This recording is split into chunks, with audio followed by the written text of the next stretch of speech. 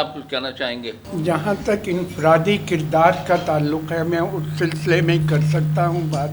میری تقریباً 100 کے قریب کتب ہیں صحت سے متعلق، اور ان کا ترجمہ انڈونیشیا میں بھی ہو چکا ہے.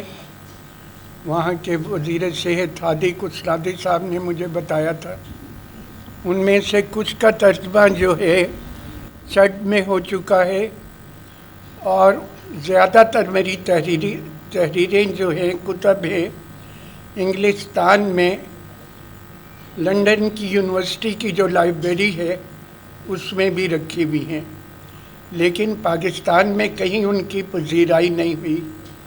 کہیں بھی انہیں جو ہے کسی 8ویں جماعت میں جس لیول کے ان میں ہیں حفظان صحت سے متعلق نہیں پڑھایا جاتا.